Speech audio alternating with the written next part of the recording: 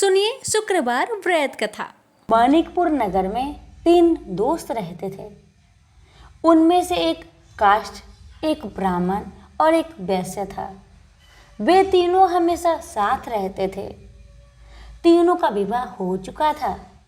ब्राह्मण और काष्ठ के लड़के का गौना हो चुका था, लेकिन वैश्य पुत्र का भी गौना नहीं हुआ था। उनके दोस्त उसे अक्सर कहा करते थे कि दोस्त, तुम अपनी पत्नी को मायके से लेने क्यों नहीं जाते हो। अब वैश्य पुत्र धनराज ने अपनी पत्नी कुसुम को लाने का निश्चय कर लिया। दोस्तों की बात मानकर अगले ही दिन धनराज ने माता पिता से अपनी पत्नी कुसुम को लेने जाने की बात कहने लगा। उसकी बात सुनकर वे हैरान होते हुए बोले, बेटा, अभी शुक्र अस्त हो रहा है, इसलिए अभी बहू को लाना उचित नहीं है। कुछ दिन ठहर जाओ, रुक जाओ, फिर पत्नी को लेकर आना। लेकिन धनराज नहीं माना। वह कुसुम को लाने ससुराल पहुंच गया। फिर होना क्या था, ससुराल में धनराज की खूब आवभगत की गई। धनराज ने कुसुम को विदा करने के लिए कहा तो उनके सास ससुर ने कहा, बेटा, अभी शुक्र अस्त हो रहा है, ऐसे में लड़की को विदा नहीं करते। कुछ दिन ठहर जाओ बेटा, फिर हम कुसुम को खुशी खुशी तुम्हारे साथ विदा कर देंगे। लेकिन धनराज वहां भी जीत पर अड़ गया। अब दामाद की जीत को देखकर सास ससुर ने भी कुसुम को विदा कर दिया। अब धनराज अपनी पत्नी को लेकर बैलगाड़ी में बैठकर अपने घर को जा रहा था। अचानक बैल तेजी से भागने लगी।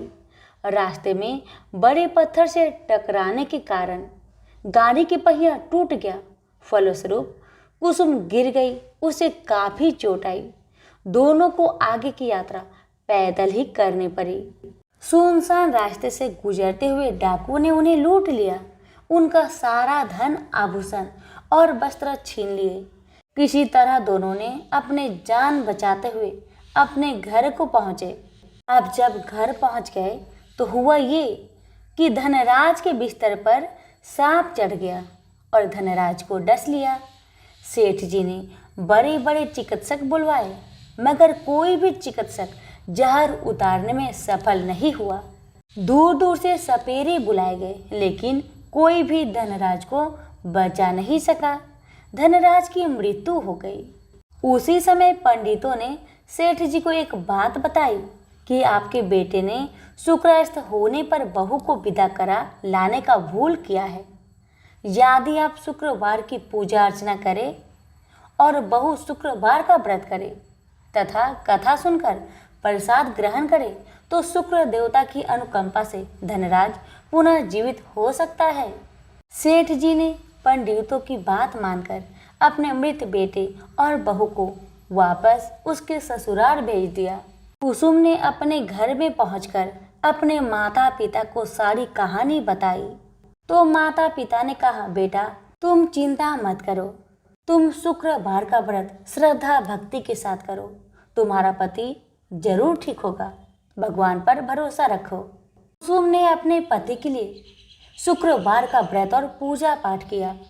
उनसे अपने पति की गलती के लिए क्षमा याचना मांगी। फलस्वरूप धनराज जीवित हो उठा। धनराज के जीवित हो जाने से घर में खुशियां ही खुशियां भर गई। तभी शुक्रदेव के जय जयकार करने लगे। उधर धनराज के माता पिता ने जब बेटे का जीवित होने का समाचार सुना तो उन्होंने भी शुक्रवार का व्रत किया और गरीबों को अन्न, वस्त्र और धन का दान किया। शुक्र उदय होने पर धनराज अपनी पत्नी कुसुम के साथ घर लौट आया। दोनों पति पत्नी शुक्रवार का अब विधिवत व्रत करने लगे।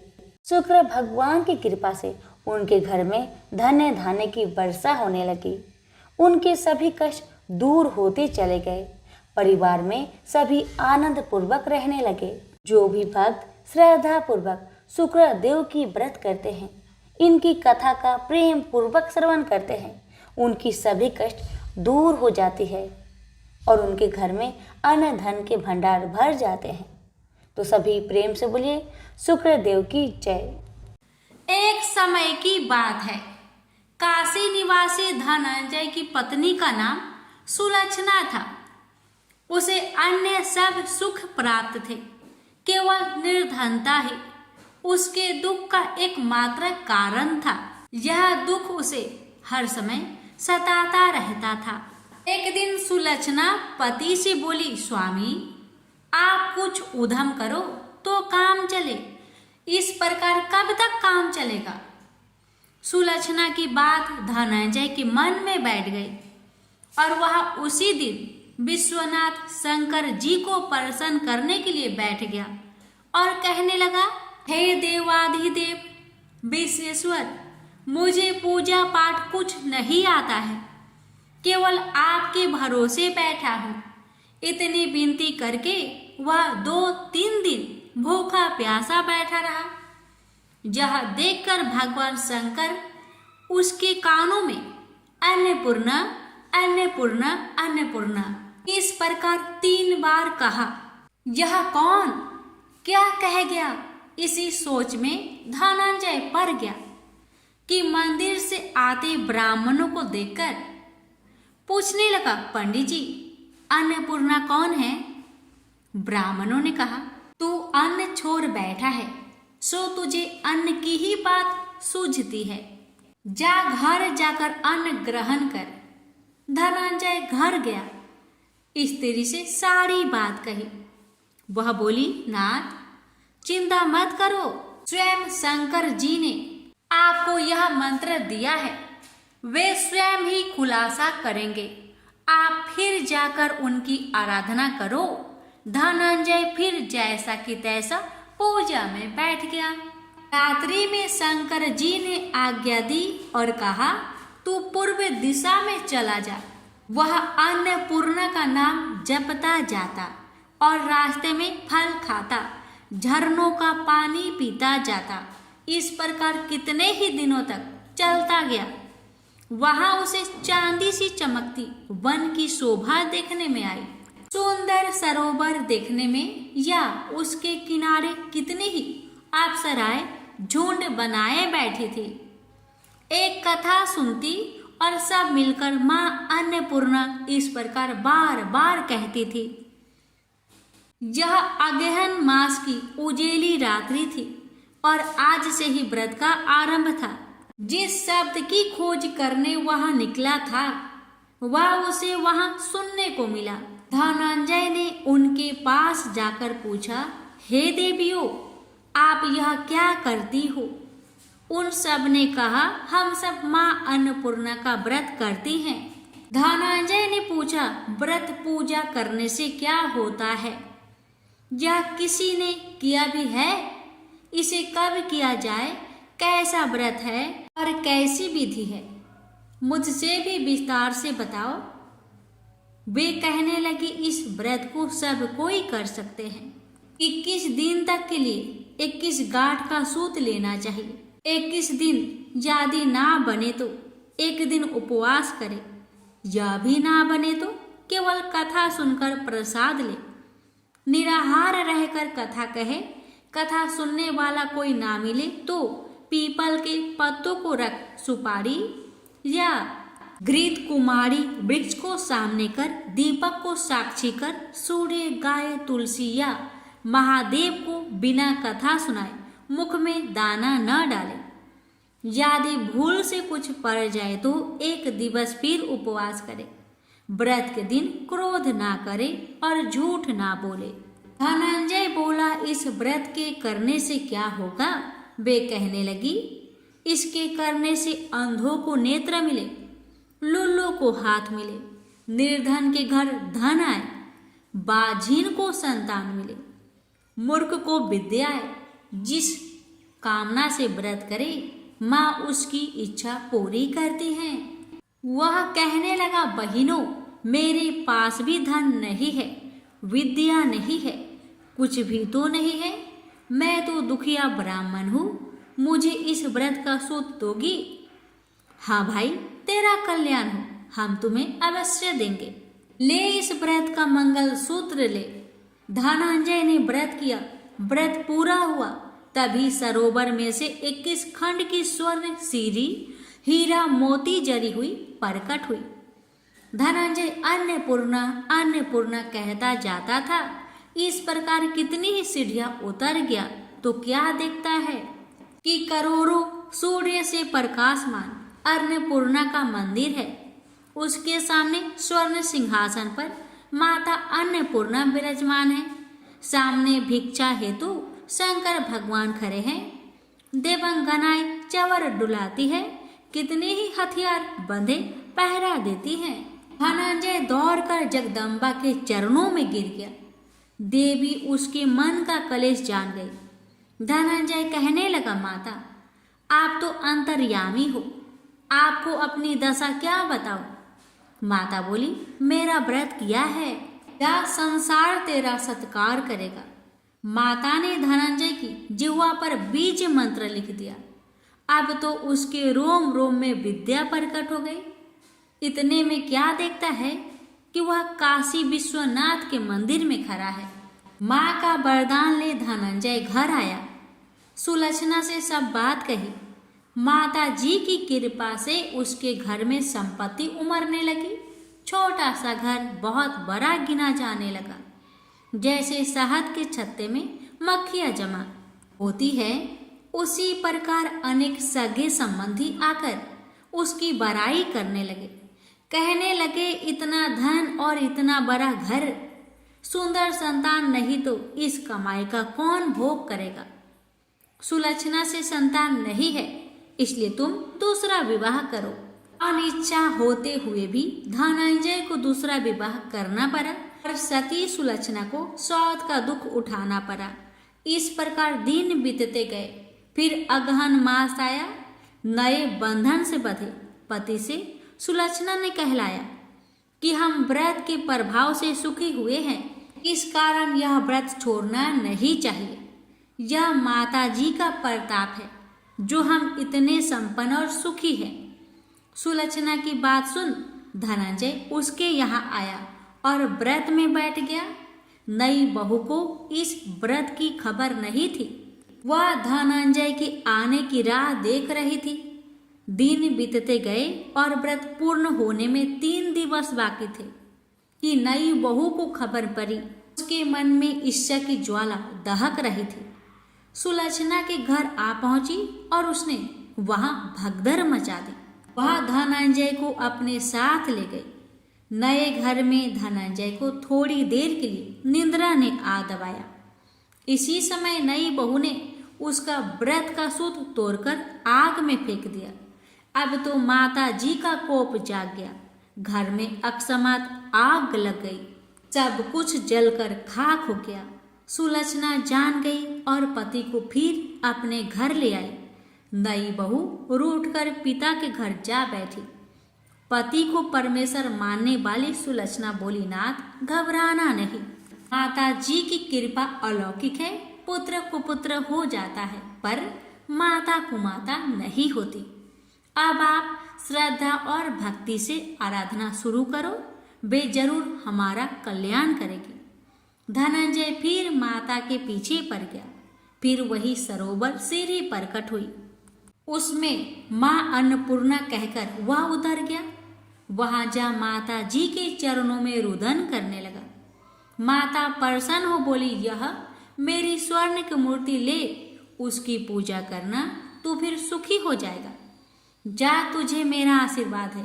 तेरी स्त्री सुलक्षणा ने श्रद्धा से मेरा व्रत किया है, उसे मैंने पुत्र दिया है। धनंजय ने आंखें खोली तो खुद को काशी विश्वनाथ के मंदिर में खड़ा पाया। वहां से फिर उसी प्रकार घर को आया। इधर सुलक्षणा के दिन चढ़े और महीने पूरे होते ही पुत्र का जन्म हुआ। गांव में आश्चर्य की लहर दौड़ पड़ी। इस प्रकार उसी गांव के निसंतान सेठ के पुत्र होने पर उसने माता अन्नपूर्णा का मंदिर बनवा दिया। उसमें माताजी धूमधाम से पधारी। यज्ञ किया और धनंजय को मंदिर के आचार्य का पद दे दिया। जीविका के लिए मंदिर की दक्षिणा और रहने के लिए बड़ा सुंदर सा भवन दिया। धनंजय स्त्री पुत्र सहित वहां रहने लगा। माता जी की चढ़ावे में भरपूर आमदनी होने लगी। उधर नई बहू के पिता के घर डाका पड़ा, सब लुट गया। वे भीख मांगकर पेट भरने लगे। सुलक्षणा ने यह सुना तो उन्हें बुला भेजा, अलग घर में रख लिया और उनके अन्य वस्त्र का प्रबंध कर दिया। धनंजय, सुलक्षणा और उसका पुत्र माताजी की कृपा से आनंद से रहने लगे। माताजी ने जैसे इनके भंडार भरे वैसे सबके भंडार भरे। प्रेम से बोलिए अन्नपूर्णा माता जी की जय। हर हर महादेव। माता पार्वती की जय। एक बुढ़िया माई थी, उसके 7 लड़के थे। 6 कमाने वाले थे और एक निकम्मा था, कमाता कुछ नहीं था। बुढ़िया माई अपनी 6 बेटों के लिए भोजन बनाती थी और उनको भोजन कराती और उनसे जो कुछ जूठन बचती वह 7वें बेटे को देती थी। एक दिन 7वां बेटा अपनी पत्नी से बोला, देखो मेरी माँ को मुझ पर कितना प्रेम है। वह बोली, क्यों नहीं, सबका जो जूठा तुमको खिलाती है। वह बोला, ऐसा नहीं हो सकता, मैं जब तक अपनी आंखों से ना देख लूं मैं मान नहीं सकता कि मेरी माँ मेरे साथ ऐसा कर सकती है। कुछ दिन बाद त्योहार आया। घर में 7 प्रकार के भोजन और चूरमे के लड्डू बने। अब सबसे छोटे लड़के ने यानी कि 7वें लड़के ने अपना सिर दुखने का बहाना बनाया और पतला चादर ओढ़कर रसोई घर में सो गया, ये देखने के लिए कि मेरी माँ मुझे जूठे भोजन देती है या फिर बनाई हुई ताजी भोजन देती है। लड़का झूठ मूठ का सोने के नाटक करके रसोई घर में सोया हुआ है। वह पतले चादर के अंदर से सब कुछ देख रहा था। तभी 6 भाई भोजन करने आए। उसने देखा माँ ने उनके लिए सुंदर आसन बिछाया, नाना प्रकार की रसोई परोसी और आग्रह करके उन्हें जिमाया और वह देखता रहा। तब 6 भाइयों ने भोजन करके उठा। तब माँ ने क्या किया कि उनकी बची हुई भोजन, जूठी भोजन थालियों में से इकट्ठा करके सभी लड्डुओं के टुकड़ों को उठाकर एक लड्डू बनाया और सभी जूठन को साफ करके बुढ़िया ने अपने सबसे छोटे लड़के को पुकारा, बेटा 6 भाई भोजन करके चले गए, अब तू ही बाकी है, उठ और खाना खा ले। तब वह बेटा कहने लगा, माँ मुझे आज भूख नहीं लगा है, मुझे भोजन नहीं करना, मैं अब जहाँ नहीं रहूँगा, मैं परदेश चला जाऊँगा। अपने बेटे की बातें सुन माँ ने कहा, बेटा तू कल जाना चाहता है ना, कल क्यों जाएगा, तुम आज ही चला जा। तब बेटा बोला, हाँ माँ मैं आज ही चला जा रहा हूँ। यह कहकर वह घर से निकल गया। चलते समय पत्नी की याद आई। वह गौशाला में उपले थाप रही थी। वहां जाकर वह बोला, हम जावे परदेश, आवेंगे कुछ काल, तुम रहियो संतोष से, धर्म अपनो पाल। पत्नी बोली, जाओ पिया आनंद से, हमरो सोच हटाए, राम भरोसे हम रहे, ईश्वर तुम्हें सहाय। 2 निशानी आपन, देख धरो में धीर, सुधी मती हमारी, बिसारियो रखियो मन गंभीर। पति बोला, मेरे पास तो कुछ नहीं, यह अंगूठी है, सुले और अपनी कुछ निशानी मुझे भी दे। पत्नी बोली, मेरे पास क्या है, यह गोबर से भरा हाथ। यह कहकर पति की पीठ पर गोबर के हाथ की थाप मार दी। अब पति चल दिया। चलते चलते दूर देश पहुंचा। वहां एक साहूकार की दुकान थी। वहां जाकर कहने लगा, भाई मुझे नौकरी पर रख लो। साहूकार को जरूरत थी तो वह बोला, रह जाओ। लड़के ने पूछा, तनख्वाह क्या दोगे? तो साहूकार ने कहा, तुम्हारा काम देखकर तब हम दाम देंगे। साहूकार की नौकरी मिली। वह सुबह 7 बजे से 10 बजे तक नौकरी करने लगा। कुछ दिनों में दुकान का सारा लेन देन, हिसाब किताब, ग्राहकों को माल बेचना, सारा काम करने लगा। साहूकार के 7-8 नौकर थे। वे सब चक्कर खाने लगे। यह तो बहुत होशियार बन गया है। सेठ ने भी काम देखा और 3 महीने में ही उसे आधे मुनाफे का हिस्सेदार बना लिया। वह कुछ वर्ष में ही नामी सेठ बन गया और मालिक सारा कारोबार उस पर छोड़कर चला गया। इधर पति की अनुपस्थिति में उसकी पत्नी को सास ससुर दुख देने लगे। सारी गृहस्थी का काम करा के उसे लकड़ी लेने जंगल में भेजते हैं। इस बीच घर के आटे से जो भूसी निकलती उसकी रोटी बनाकर रख दी जाती और उसके साथ ही फूटे नारियल की नारेली में पानी। एक दिन वह लकड़ी लेने जा रही थी। रास्ते में बहुत सी स्त्रियां संतोषी माता की व्रत करते दिखाई दी। वह लड़की खड़ी होकर कथा सुनने लगी और पूछा, बहनों, तुम किस देवता की व्रत करती हो और उसके करने से क्या फल मिलता है? यदि तुम इस व्रत का विधान मुझे समझाकर कहोगी तो मैं तुम्हारा बड़ा एहसान मानूंगी। तब उनमें से एक स्त्री बोली, सुनो बहन, यह संतोषी माता का व्रत है। इसके करने से निर्धनता दरिद्रता का नाश होता है और जो कुछ मन में कामना हो सब संतोषी माता की कृपा से पूरी होती है। तब उसने उससे व्रत की विधि पूछी। वह भक्तिनी स्त्री बोली, 1.25 आने का गुड़ चना लेना, इच्छा हो तो 5.25 आने का लेना या फिर 1.25 रुपए का भी सहूलियत के अनुसार लाना। बिना परेशानी और श्रद्धा व प्रेम से जितना भी बन पड़े सवाया लेना। प्रत्येक शुक्रवार को निराहार रहकर कथा सुनना। इसके बीच कर्म टूटे नहीं, लगातार नियम पालन करते रहना। सुनने वाला कोई ना मिले तो घी का दीपक जला उसके आगे या जल के पात्र के सामने रखकर कथा कहना। जब कार्य सिद्ध ना हो नियम का पालन करना और कार्य सिद्ध हो जाने पर व्रत का उद्यापन करना। 3 मास में माता फल पूरा करती है। यदि किसी के ग्रह खोटे भी हो तो भी माता वर्ष भर में कार्य सिद्ध करती है। फल सिद्ध होने पर उद्यापन कर लेना चाहिए, बीच में नहीं। उद्यापन में 2.5 सेर आटे का खाजा तथा इसी परिमाण में खीर तथा चने का साग करना। 8 लड़कों को भोजन कराना।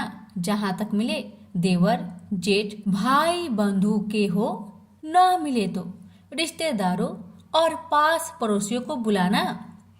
उन्हें भोजन करा यथाशक्ति दक्षिणा दे। माता का नियम पूरा करना। उस दिन घर में खटाई न खाना। यह सुन बुढ़िया माई के लड़के की बहू चल दी। रास्ते में लकड़ी की बोझ को बेच दिया और उन पैसों से गुड़ चना ले माता की व्रत की तैयारी कर आगे चली और सामने मंदिर देखकर पूछने लगी, यह मंदिर किसका है? सब कहने लगे, संतोषी माता का मंदिर है। यह सुनकर माता के मंदिर में जाकर चरणों में लौटने लगी। दीन हो विनती करने लगी, माँ, मैं निपट अज्ञानी हूँ, व्रत के कुछ भी नियम नहीं जानती, मैं दुखी हूँ। हे माँ जगत जननी, मेरा दुख दूर कर, मैं तेरी शरण में आई हूँ। माता को दया आई।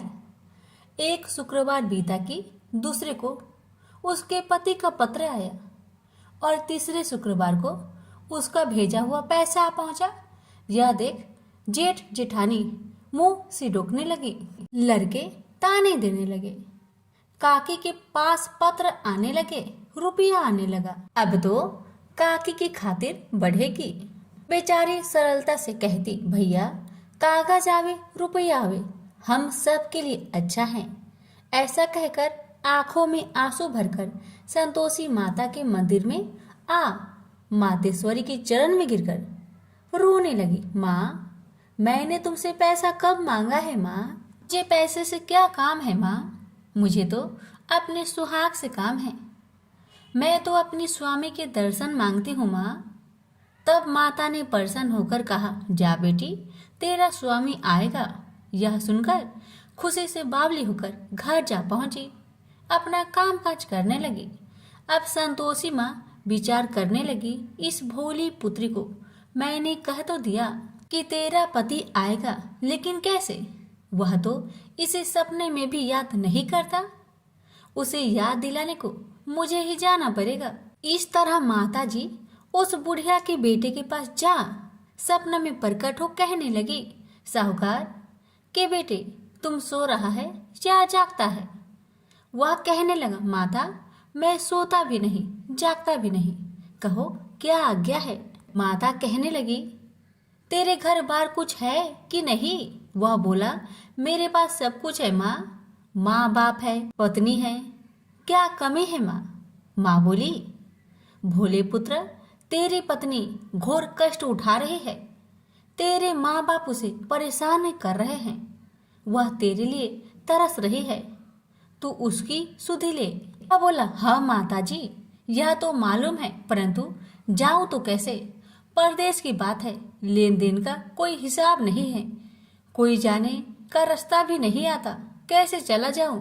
माँ कहने लगी, मेरी बात मान, सवेरे नहा धोकर संतोषी माता का नाम ले, घी का दीपक जला, दंडवत कर दुकान पर बैठ, देखते देखते तेरा सारा लेन देन चुक जाएगा, जमा का माल बिक जाएगा, साज होते होते धन का भारी ढेर लग जाएगा। माता की बात मानकर वह नहा धोकर संतोषी माता को दंडवत घी का दीपक जला, थोड़ी देर में देने वाले रुपए लाने लगे, लेने वाले हिसाब लेने लगे, कोठे में भरे सामान की खरीदारी नगद दाम में दे सौदा करने लगे। शाम तक धन का भारी ढेर लग गया। मन में माता का नाम ले चमत्कार देख प्रसन्न होकर घर ले जाने के वास्ते गहना कपड़ा सामान खरीदने लगा। यह काम से निपट तुरंत घर को रवाना हुआ। उधर उसकी पत्नी जंगल में लकड़ी लेने जाती है। लौटते वक्त माता जी के मंदिर में विश्राम करती है। वह तो उसके प्रतिदिन रुकने का जो स्थान ठहरा। धूल उड़ती देख वह माता से पूछती है, हे माता यह धूल कैसे उड़ रही है? माता कहती है, हे पुत्री तेरा पति आ रहा है, अब तू ऐसा कर लकड़ियों के 3 बोझ बना ले, एक नदी के किनारे रख और दूसरा मेरे मंदिर पर, वह तीसरा अपने सिर पर। तेरे पति को लकड़ियों का गट्टर देख मोह पैदा होगा, वह यहाँ रुकेगा, नाश्ता पानी खाकर माँ से मिलने जाएगा, तब तू लकड़ियों का बोझ उठाकर जाना और चौक में गट्टर डालकर जोर से आवाज देकर कहना, लो सासू जी लकड़ियों का गट्टर लो, भूसी की रोटी दो, नारियल की खोपरे में पानी दो, आज मेहमान कौन आया है?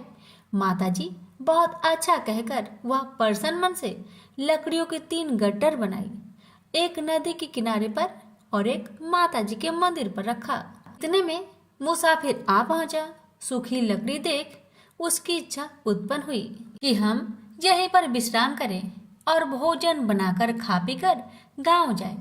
इसी तरह रुककर भोजन बना, विश्राम करके गांव को गया, सबसे प्रेम से मिला।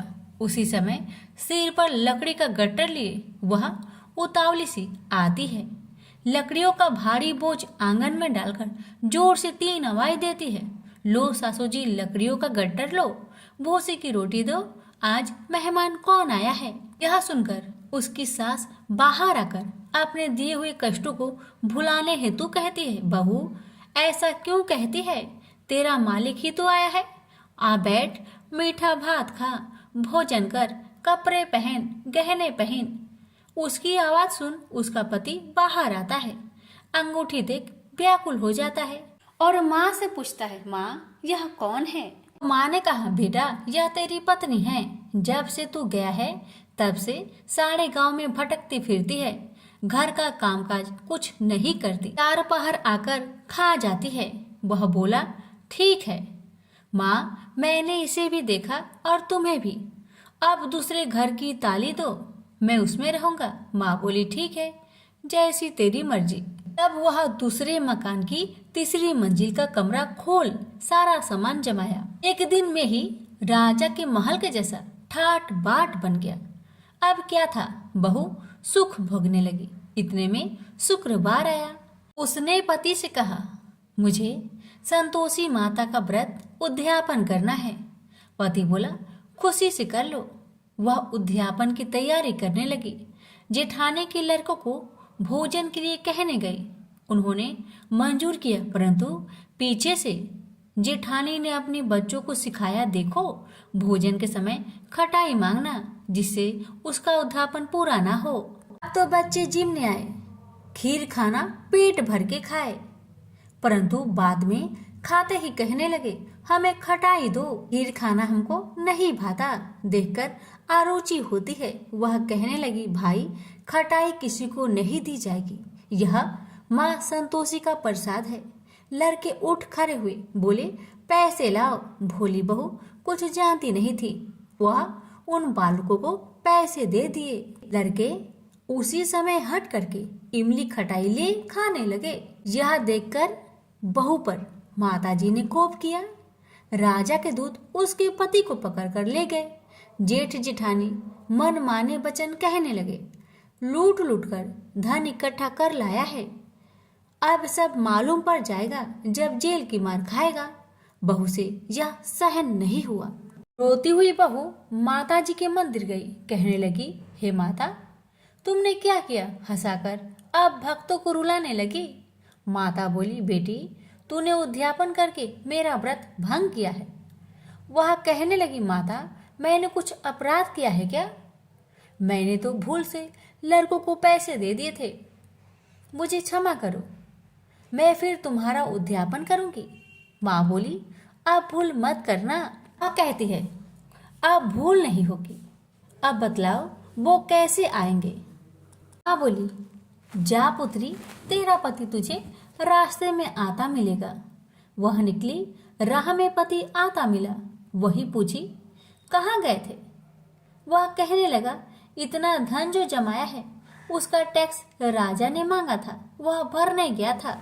वह प्रसन्न हो बोली, भला हुआ, अब घर को चलो। कुछ दिन बाद फिर शुक्रवार आया। फिर वह बोली, मुझे माता का उद्यापन करना है। पति ने कहा, करो। पत्नी फिर जेठ के लड़कों को भोजन को कहने गई। ठानी ने एक दो बातें सुनाई, सब लड़कों को सिखाने लगी, तुम सब लोग पहले ही खटाई मांगना। लड़के भोजन से पहले कहने लगे, हमें खीर नहीं खाना, हमारा जी बिगड़ता है, कुछ खटाई खाने को दो। वह बोली, खटाई किसी को नहीं मिलेगा, आना हो तो आओ। वह ब्राह्मण के लड़के को लाकर भोजन कराने लगी। यथाशक्ति दक्षिणा की जगह एक एक फल उन्हें दिया। संतोषी माता प्रसन्न हुई। माता की कृपा होते ही 9वें मास में उसके चंद्रमा के समान सुंदर पुत्र प्राप्त हुआ।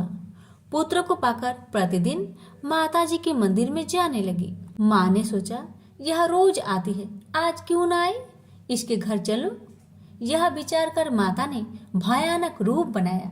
गुड़ चने से सना मुख, ऊपर सूर्य के समान होठ, उस पर मक्खियां भीन भीन कर रही थी। दहली पर पैर रखते ही उसकी सास चिल्लाई, देखो रे देखो, कोई चुड़ैल डाकिन चली आ रही है, लड़कों इसे भगाओ नहीं तो किसी को खा जाएगी। लड़के भागने लगे, चिल्लाकर खिड़की बंद करने लगे। बहू रोशनदान में देख रही थी, प्रसन्नता से पगली बन चिल्लाने लगी, आज मेरी माँ मेरे घर आई है, आज मेरी माता मेरे घर आई है। वह बच्चों को दूध पीने से हटाती थी। इतने में सास का क्रोध फट पड़ा। वह बोली, क्यों उतावली हुई है? बच्चे को पटक दिया। इतने में माँ के प्रताप से लड़के ही लड़के नजर आने लगे। वह बोली, माँ जिसका मैं व्रत करती हूँ, यह वही संतोषी माता है। सबने माता जी के चरण पकड़ लिए और विनती कर कहने लगे, हे माता, हम मूर्ख हैं, अज्ञानी हैं, तुम्हारे व्रत की विधि हम नहीं जानते, व्रत भंग कर हमने बड़ा अपराध किया है। जग माता, आप हमारा अपराध क्षमा करो। इस प्रकार माता प्रसन्न हुई। बहू को प्रसन्न हो जैसा फल दिया, वैसा माता सबको दे। जो पढ़े उसका मनोरथ पूर्ण हो, जो सुने उसका भी मनोरथ पूर्ण हो। प्रेम से बोलिए संतोषी माता की जय। मनोहर एक प्राइवेट फर्म में साधारण पद पर कार्य करता था। जितना वेतन मिलता था उसमें घर खर्च मुश्किल से ही पूरा हो पाता था। यही कारण था कि वह धन का यथोचित संग्रह नहीं कर पाया। उसने इतना अवश्य किया था कि अपनी लड़की रचना को अच्छी शिक्षा दिलाने में लापरवाही नहीं बरती थी। रंजना जितनी खूबसूरत थी उतनी ही गुणवान व बुद्धिमान थी। समय के साथ साथ उसने यौवन की दहलीज पर कदम रखा।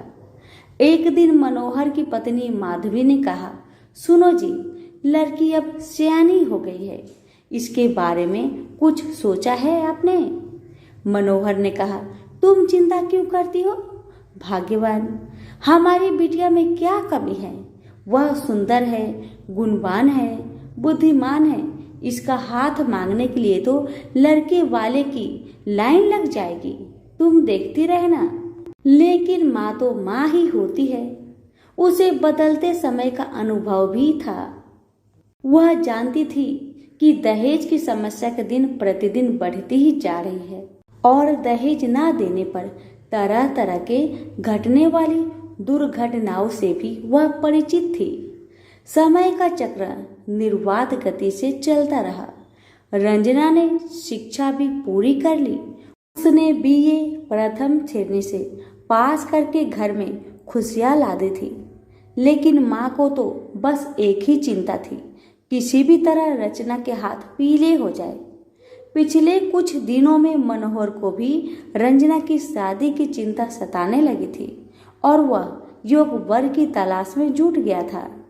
वह जहां भी जाता दहेज की मांग मुंह बाए खरी मिलती। सीधा साधा मनोहर दुनियादारी से परिचित था।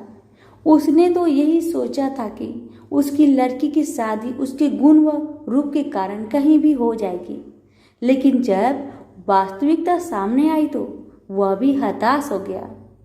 एक दिन मनोहर ऑफिस में अपनी सीट पर मुंह लटकाए बैठा था। तभी उसकी सहकर्मी धन सिंह उसके पास आया और पूछा, मनोहर क्या बात है, मुंह लटकाए क्यों बैठे हो? सब कुछ ठीक ठाक तो है ना? मनोहर ने अपनी सारी समस्या उसके सामने रखी तो वह बोला, आजकल माँ वैभव लक्ष्मी के काफी चमत्कार सुनने में आ रहे हैं। चारों तरफ उन्हीं की जय जयकार हो रही है। सुना है माँ वैभव लक्ष्मी हर समस्या का समाधान चुटकियों में ही कर देती है। मेरा तो कहना है कि तुम भी उनकी शरण में चले जाओ।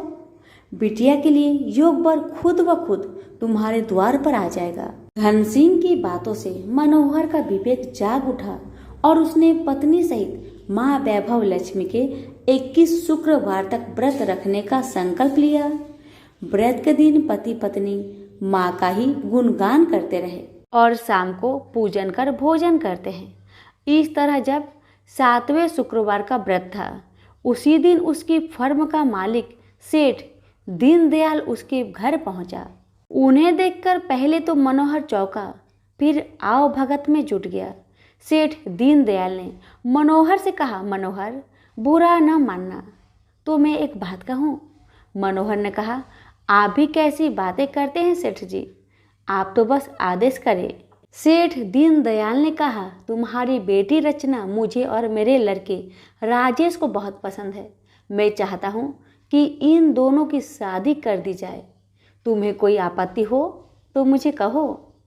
मनोहर को कानों से सुने शब्द पर विश्वास नहीं हुआ। अपनी प्रसन्नता को मन में दबाते हुए बोला, सेठ जी, कहा आप राजा भोज के सामान और कहा मैं गंगू तेली जैसा। आपके सामने मेरी हैसियत ही क्या है? सेठ दीनदयाल ने उसकी बात को भांपते हुए कहा, मनोहर तुम किसी प्रकार की चिंता मत करना, यह शादी दहेज के बिना होगी। बस मुझे तो रचना जैसी गुणवान लड़की ही चाहिए। मनोहर और उसकी पत्नी माधवी ने इसे माँ का ही चमत्कार माना और एक दूसरे की तरफ देखते हुए स्वीकृति दे दी। फिर रचना की शादी बड़े धूमधाम से हुई, जिसे देखकर सभी दंग रह गए। शादी के बाद मनोहर और उसकी पत्नी 21 शुक्रवार व्रत पूरे किए। व्रत के अंतिम दिनों दोनों ने 21 कन्याओं को भोजन कराया तथा माँ वैभव लक्ष्मी का विधिवत पूजन कर व्रत कथा की 21 पुस्तकें माँ के श्रद्धालु भक्तों में बांटी। माँ की कृपा से मनोहर माधवी सुखपूर्वक रहने लगे। इधर 9 माह बाद रचना को पुत्र रत्न की प्राप्ति हुई। ये सब माँ के चमत्कार की बदौलत ही संभव हो पाया था। तो सभी मिलकर बोलिए, माँ वैभव लक्ष्मी की जय। कथा अच्छी लगे तो दूसरों को शेयर अवश्य करें। कथा। किसी गांव में अनेक लोग रहा करते थे और सभी अपने अपने कामों में मग्न रहते थे। किसी को किसी का चिंता फिक्र परवाह था ही नहीं, सब अपने से ही मतलब रखते थे। इसी कारण से भजन कीर्तन, भक्ति भाव, दया माया, परोपकार जैसे संस्कार कम हो गए। उस गांव में बुराइयां बढ़ गई थी। शराब, जुआ, रेस, व्यभिचार, चोरी डकैती वगैरह बहुत गुना शहर में होता रहता था। इसके बावजूद उस गांव में कुछ अच्छे लोग भी रहा करते थे। ऐसे ही लोगों में शीला और उनके पति की गृहस्थी मानी जाती थी। शीला बहुत धार्मिक प्रवृत्ति की थी और उसका स्वभाव संतोषी था। उनका पति भी विवेकी और सुशील था। शीला और उसका पति कभी किसी की बुराई नहीं किया करते थे और प्रभु भजन में अच्छी तरह समय व्यतीत करते थे। शहर के लोग उनकी गृहस्थी की सराहना करते थे। देखते ही देखते दिन बीतने लगा, समय बदल गया। शीला का पति बुरे लोगों से दोस्ती कर बैठा। अब होना क्या था वो तो हम सभी जानते हैं। अच्छे संगति का असर हमेशा अच्छा ही होता है, बुरा संगति का असर हमेशा बुरा ही होता है। इसलिए हमें हमेशा अच्छे संगति से संगत रखना चाहिए, बुरे से नहीं। अब जब शीला का पति बुरे लोगों से दोस्ती कर बैठा, अब वह जल्द से जल्द करोड़पति बनने का ख्वाब देखने लगा। इसलिए वह गलत रास्ते पर चल पड़ा। फलस्वरूप वह रोडपति बन गया। कहा जाता है ना, लालच बुरी बला है, इसलिए लालच नहीं करना चाहिए। अपना ईमानदारी और मेहनत से आगे बढ़ना चाहिए। अब जब शीला का पति रोडपति बन गया, जानी रास्ते पर भटकते भिखारी जैसी उसकी हालत हो गई थी।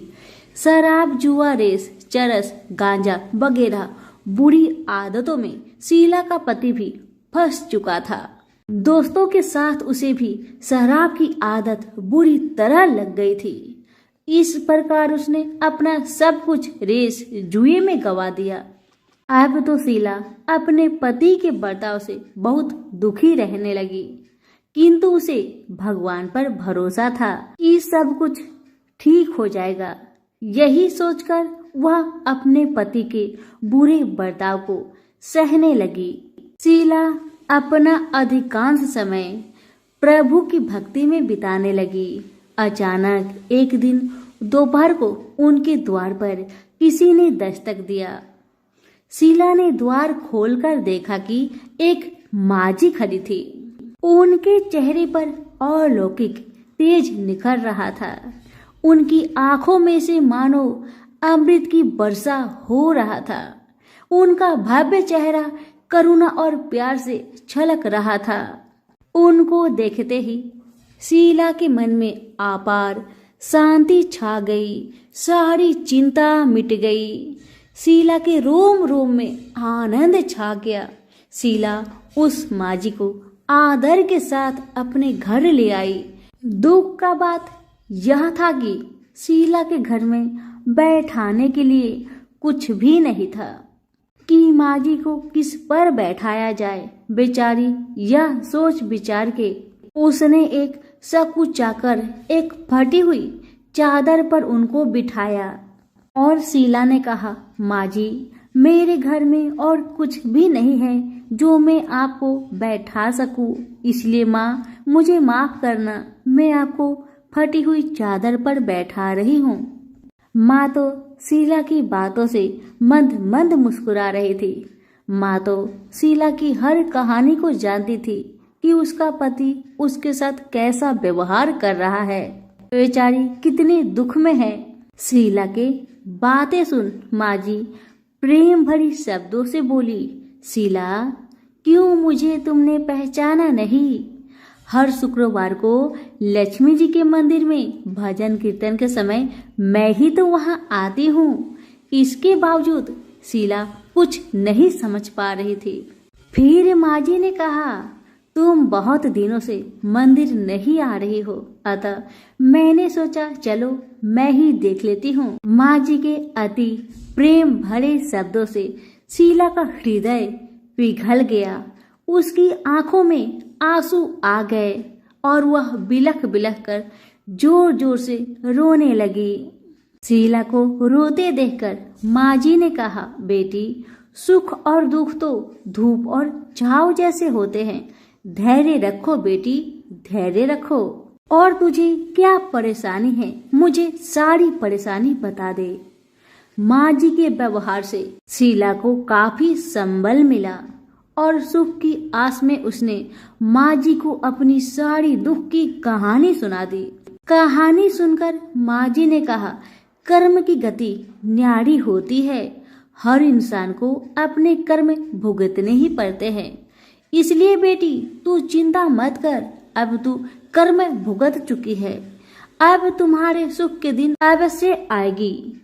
तू माँ लक्ष्मी जी की भक्त है। माँ लक्ष्मी जी तो प्रेम और करुणा की अवतार है। वे अपनी भक्तों पर हमेशा ममता छिड़कती है। इसलिए तू धैर्य रखकर माँ लक्ष्मी का व्रत कर, इससे सब कुछ ठीक हो जाएगा। तुम्हारा दुख दर्द सब समाप्त हो जाएगा और तुम्हारे घर में अन्न धन का भंडार भर जाएगा। बस श्रद्धा भक्ति से माँ लक्ष्मी का व्रत करो। माँ जी की बात सुन शीला पूछने लगी, माँ, व्रत की विधि तो मुझे पता नहीं। तब माँ जी ने उसे व्रत की सारी विधि भी बताई। माँ जी ने कहा, बेटी, माँ लक्ष्मी जी का व्रत बहुत सरल है। उसे वर लक्ष्मी व्रत या वैभव लक्ष्मी व्रत कहा जाता है। यह व्रत करने वाले की सब मनोकामना पूरी होती है। वह सुख संपत्ति और यश प्राप्त करता है।